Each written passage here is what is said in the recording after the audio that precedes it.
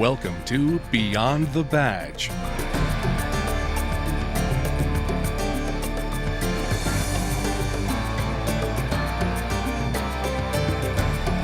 Beyond the Badge is an inside look at your Oshkosh Police Department, brought to you through the resources of Oshkosh Community Media Services.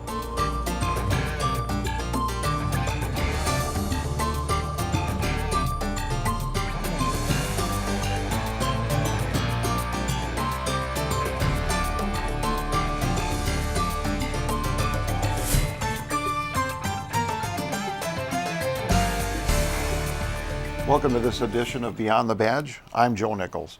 On today's show, we are going to talk with Winnebago County Deputy Erica Geschrei about the No Time for Crime program. Later in the show, we will be hearing from Chief Greuel in a command post segment. We thank all of you watching us on City Cable 10 and those of you listening to us on 101.9 WOCT. Erica, welcome back to the show. Thank you, Joe. You're getting to be pretty good at this. I've been on here a couple times, yes. Excellent. And for those that don't know you, please tell us a little bit about yourself. I am the Community Programs Coordinator. I've been with the Sheriff's Office for about 13 years now. My main responsibility is basically getting out in the community, giving presentations on safety talks, engaging in things like that. Fantastic. Well, thank you again for coming on today's show. And Erica, we're going to be talking about No Time for Crime. Yep. What is it? Well, No Time for Crime is a program geared towards third graders that was developed by Deputy Pete Ehlert from the Sheriff's Office, you, Joe, and myself a little bit, a little part in that. Basically, it's a program with the third graders geared toward trying to build positive relationships with the schools, the children, and law enforcement. Excellent. Excellent. And when did the program actually get started? It started about 2 years ago when we kind of noticed that there was a gap. The fifth graders have the DARE program, the first graders have a program for them, and we realized there's really nothing in the middle. They don't have any more contact with law enforcement. So we thought the third graders would be a great place to kind of start with them. Fantastic. And the schools, I think, were receptive to it. They were very receptive. At first, a little difficult to get in all of the schools, but once kind of word got around what our goals were and what we're trying to accomplish, they were very receptive to us coming in. Very good. And the No Time for Crime program occurs in winter, usually January, runs through March or April. Why was that time of the year, chosen? Sure. With our winters in Wisconsin, it's very hard for our kids to get outside and be active. So we thought that'd be the best time of the year to get a little physical activity in our kids, and we can utilize the gyms to do that. Excellent. And the equipment that is used in the program, we don't have to carry it around? Nope, thank goodness. Yeah. One of the nice things about the program that the schools really love is that we're able to utilize whatever equipment they have in their gym. So it's very user-friendly. It's easy for all of us. Excellent, excellent. And when children come into the gym, all right, and they see officers, standing there, what do they think? Well, I think a lot of the kids are told that they're going to be going to the gym and get to do an obstacle course. But then when they walk in and see 4 officers standing there, they always have these little confused looks on their faces like, wait a minute, what's going on? So a lot of times I think they're kind of surprised. Yeah. Not quite sure what to expect. Yeah. And it's kind of neat. Yeah. What officers and physical fitness? What's going on? Yeah, here? exactly. Yeah. And what are the goals of the program? Sure. One of the goals that we have right now is trying to build that positive relationship with the schools and the children. So far, we've found that by going into schools, we have built that positive relationship. The schools feel more comfortable coming to us when they need assistance and allowing us to come in more of a positive light. A lot of times with kids, the first time they see a law enforcement officer, it's in a negative light. Maybe mom and dad's getting pulled over and getting a speeding ticket, or we responded to their home for a disturbance, and maybe mom and dad was arrested. So it's all negative things. A lot of times kids are scared of us. What we found is that with this program now, we're actually turning that around for some of the kids. We've had times where we'll go to a school, you probably remember this, and a child will be afraid to come down to play with us. Oh, yeah. And eventually we slowly get them to come down. And one of the neatest things I think that we found was a child that said that they found that we're human too. We're people just like everybody else. We just wear a uniform. That's right. That's absolutely right. Yep. And how many schools are involved in the program? Oh boy, right now we have every single third grade school, private and parochial, in the county except for one school district, which we're working on trying to get them involved as well now. Yeah, and you're absolutely correct there, and hopefully that city's listening. Hopefully. And how many children participate in the program each year? Oh, I see we have about 1,700 third grade kids that we reach. Wow. Yeah. Yeah, that is incredible. In that amount of time, absolutely. That's right, and being as old as I am, it's kind of tough running out there sometimes. So, so why is exercise being taught by police officers? Absolutely. You know, that's one of the first things we ask the kids. We say to them, why on earth are 3 or 4 police officers in here to talk to you guys about physical fitness and exercise? And we do get some funny answers, but one of the best ones that we get from them and what we're looking for is it's all about stress. Police officers have a very stressful job, but not only are we stressed, parents are stressed, teachers, but so are kids. You know, we kind of ask them, what kind of stresses are you guys dealing with? Obviously, going to school is a stress, taking tests, dealing with siblings can be stressful. So what we explain to them is that by being physically active, that can help alleviate some of that stress for them and help them make good choices. Oh, that's one of the keys right there, is get that energy out of them. Absolutely, so they stay out of trouble. Exactly. And we've kind of touched on this before, but do the schools find the program as helpful to kids? You know, is that something that the schools do like? Absolutely. Like I said in the beginning, it was kind of tough for us to get into the schools because I think they weren't quite sure what we were trying to accomplish. But once we were able to get in there and show them that we're trying to build these positive relationships, they just absolutely love it. One, having that police presence in their school is always nice, but second, to build that positive relationship with the kids always is very helpful. Okay. And if someone had, I guess, some questions, you know, what their kids are going to be doing, who could they contact? Well, they could contact you, Joe. All right. Or they could contact myself or Deputy Ehlert at the Winnebago County Sheriff's Office. We can provide them with detailed information as to what exactly the kids do when they're spending time with us, what are our lessons about, and what are we trying to accomplish with the kids. Okay. And I know that in January we'll be out to the schools in Oshkosh right away within the first couple weeks. And so they all better be ready for some physical fitness. That's right. Exactly, yes. And I guess, can you just kind of go over what the kids actually do? Sure. Like I said, when they first come in, we're kind of standing around, and sometimes we'll have music playing to kind of loosen it up a little bit, let them kind of relax. We'll start off with a lesson about what stress is, why physical fitness is important to help alleviate some of that stress.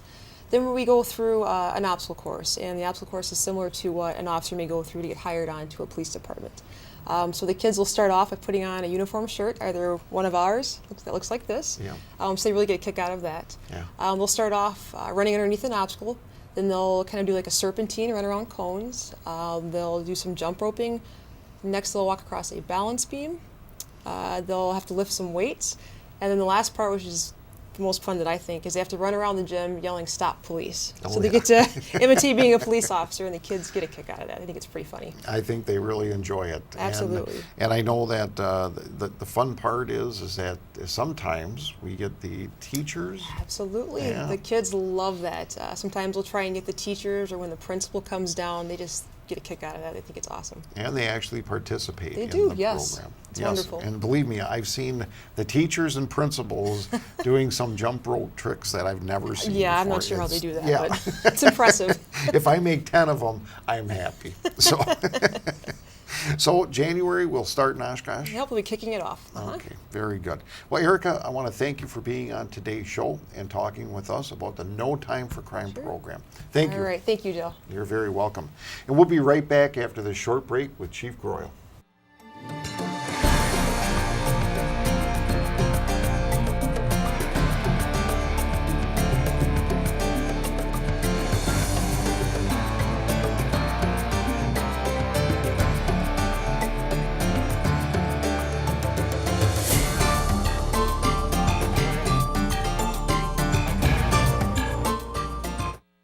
Hello, I'm City Manager Mark Roloff.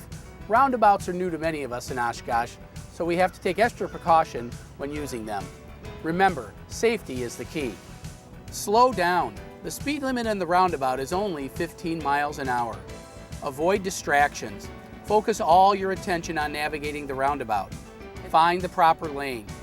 Check out the signage leading up to the roundabout. Choose your lane assignment early and stay in your lane. Evaluate the situation. Take notice of what kind of vehicles are in front of you.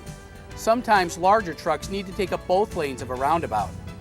Think to look for pedestrians and allow them to cross when entering and exiting a roundabout. Yield to traffic on your left. You must yield to all traffic in the roundabout, and that traffic will be coming from your left. Again, safety is the key. Remember that word and what those letters represent, and your roundabout driving experience will be a smooth one.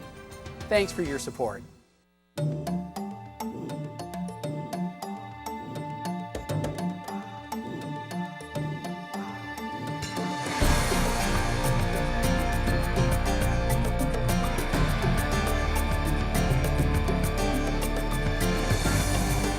Welcome back to Beyond the Badge. We are now going to send it to Chief Greuel in this month's segment of the Command Post.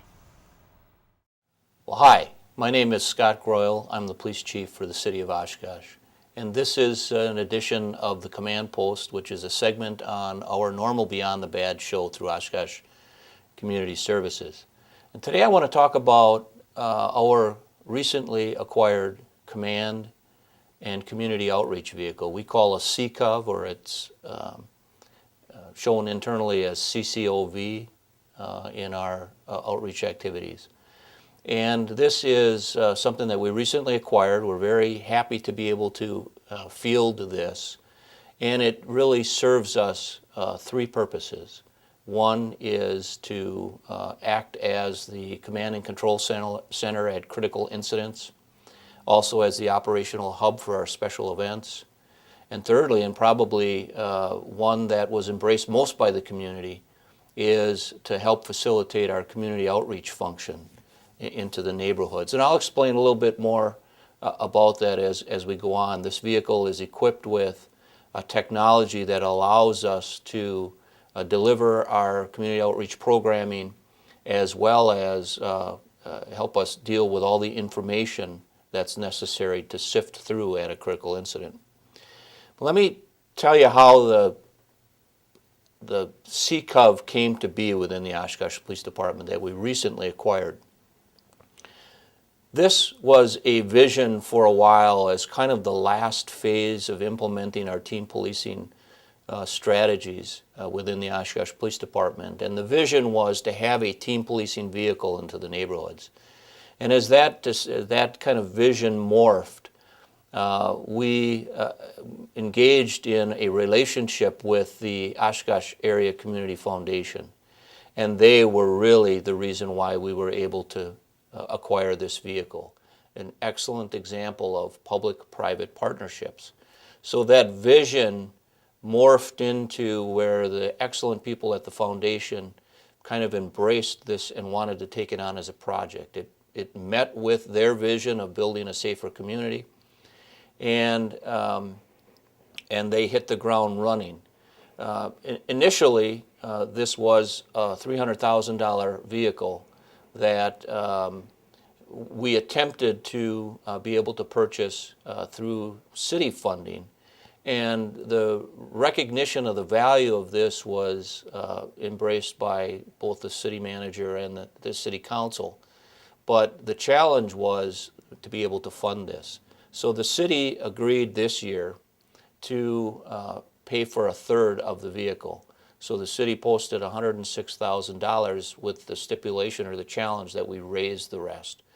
And this is where the relationship with the foundation came in. And I can't say enough about Diane Abraham, the CEO of the Oshkosh Area Community Foundation, Carlene Grabner, who is a phenomenal fundraiser and marketer, and Joy Wick, who is their marketing guru, who really put this all together. And we were able to get the funding for this vehicle with the help of $100,000 from the Community Foundation, a significant donation from the Kinzo Foundation, as well as a significant donation from the UW Oshkosh Foundation, and many smaller contributions that made this happen. Again, a great public-private partnership, an example of what we can do when we put that together. So let me just talk about what's the use of this vehicle. As I mentioned, it's a multi-purpose vehicle. The Oshkosh Police Department, to this point, has not had the ability to field a command post on critical incidents that was a reliable vehicle for us 100% of the time. We were sharing, when we shifted philosophies of our handling of critical incidents to be more in alignment with the incident command structure, we were sharing the county emergency management vehicle with 7 other agencies in the county.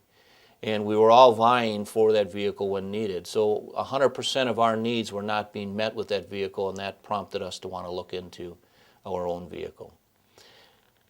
The first use of the vehicle of our CCOV is the command and control at a critical incident, both man-made and natural disasters. Man-made, such as armed barricaded subjects, or major crime scenes, or hostage situation, or some armed standoff that we deal with on occasion that requires a response by components of our tactical operations. And so we would roll the vehicle into the field to act as the command and control. Natural disasters such as a hazardous chemical spill, or tornado, or some major fire, or something that requires the police agency to deal with various other responding agencies as well. So we never really had the ability to set up command and control, and the successful resolution of any of those kinds of incidents requires us to be able to effectively communicate. So when we field this with the other components, such as SWAT or the crisis negotiators, we now have a place to put all of the other positions, such as logistics and operations and planning functions within the incident command structure, out in the field in a compound near where the incident is taking place, and we can more effectively manage that critical incident out in the field as opposed to set up in some other environment.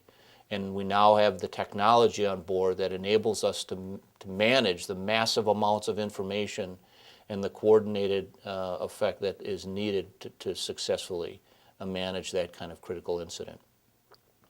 Secondly is it acts as an operations center for special events.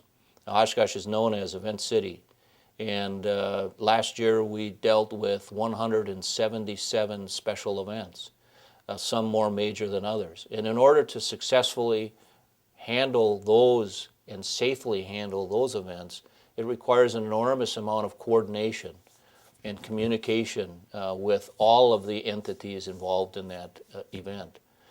This vehicle will allow us now to operate out as kind of an operational hub during these critical special events, and all of the players, the organizers, the weather watchers, etc., will be able to function out of this vehicle and more safely manage. It also would be a place to evacuate to or to stay warm depending on the elements, and will enable us to handle these special events more effectively. And the third use of the CCOV, and probably the most exciting and the most probably beneficial to all of the community, is our community outreach activities. Our intent is to get this vehicle out into as many of the neighborhoods in this community on a yearly basis, with a goal the first year being in at least 30 of the 151 police-defined neighborhoods in this community to facilitate our outreach activities. This may include our outreach in parks or at schools, at the Boys and Girls Club, or just in the neighborhood as a means to meet with residents and discuss what are the occurring problems that we can work together on to resolve. Some of the activities that will be part of this outreach are things like coffee with a cop or coffee with the chief. We'll roll up in the neighborhood, and we kind of, you can't miss this vehicle. It's a 38-foot vehicle that has a beautiful design showing the Oshkosh Police Department patch that we hope it to be an attraction and a magnet for people to want to come to us when they see it, and we affectionately refer to it as the ice cream truck without the annoying music. We want it to be a magnet so that residents see us in their neighborhood, they come out to us, they talk to us, they sit in the conference room that's in the CCOV and want to take a tour of it, but then want to sit down and go to work about identifying the problems that are occurring in your neighborhood and what we can do together to work through those problems. And some of the strategies like Coffee with a Cop, we've got a coffee machine on board. We'll be able to just sit down and make it more of a relaxing environment. Sometimes people don't want to come to the safety building to talk to us and are a little apprehensive in that interaction, and we think this will be a good icebreaker for that to occur. An opportunity for our officers to meet and greet the stakeholders in the community, put a name and a face to the uniform, and engage in better relations. Some of the other things, this kind of programming that we're doing today with Beyond the Badge will give us an opportunity to be able to present that to people that maybe don't see it before. We'll be able to read to kids and strengthen that kind of mentorship relationship with kids by getting at their level. We hope at some point to have video games on board so that that's another icebreaker with kids, that they can start to trust law enforcement and develop that kind of mentorship relationship, and at the same time, teach them internet safety and help them with schoolwork, and as I said, read to them to break down some of the barriers that we might have with law enforcement. We want to strengthen our neighborhood watch programs and roll it out as we did this past national or neighborhood night out, where it has a significant presence in the neighborhood. Attend block parties, deliver sex offender notices, and hold community meetings on sex offenders. And so it's endless, the amount of kind of crime prevention, proactive outreach activities that we hope to be able to accomplish with our CCOV. And I think that really was the motivating factor for such community support, the swell of community support that we did get for this vehicle, is this is a unique use of this vehicle that we call the CCOV, the Command and Community Outreach Vehicle, that many other law enforcement agencies haven't used it. And I think we're leading and an example for others to follow when it comes to how we intend to use this vehicle. The goals of this vehicle, not only from our outreaching and the problem solving in the neighborhood. If we've got a drug house that's identified, we'll park it in front of the drug house and set up shop there and let the drug dealers know that we're here, we're not going away, we're cleaning up this neighborhood. Those kinds of things, I think, will help us be more impactful into the neighborhoods, to make our city safer, neighborhood by neighborhood. Our goals with this vehicle are for our citizens to get to know us before they need us. And we think by forging that relationship now, that they'll be more comfortable interacting with us, reporting things to us, and working with us to try and prevent the little things that might lead to the big things later. We think it'll help us enhance problem solving in neighborhoods and enhance the quality of life in your neighborhood and make your neighborhood a safer place to live and raise a family. We believe that this will enhance police-community relations. Our community will look at us as being more trusted and more confident in us the more they get to know us more on a personal level. And this is an opportunity that kind of breaks from that sterile squad car and creates more of an opportunity to interact, and we think that might enhance relations as well. We think it will reduce crime in our neighborhoods and the fear of crime in the neighborhoods by our presence. And lastly, we hope that it will enhance satisfaction in the services that we provide, and that our citizens will feel like they're getting a quality service for their tax dollars, and that we're satisfying a need. We hope to be able to be very transparent about where this vehicle is. Currently, we have on our website, oshkoshpd.com, www.oshkoshpd.com. On our homepage, there is a scrolling kind of display that shows the C-Cub, that if you click on that or click on the link on the top of the page that says Command Vehicle, it will bring you, our citizens, to an interactive map, and a map of the city that shows pinpoints around the city, that if you click on each of those pins, it will explain where the C-Cub has been, who the officer was, the date and the time, and the type of activities that we were engaged in. And so that currently exists on our website.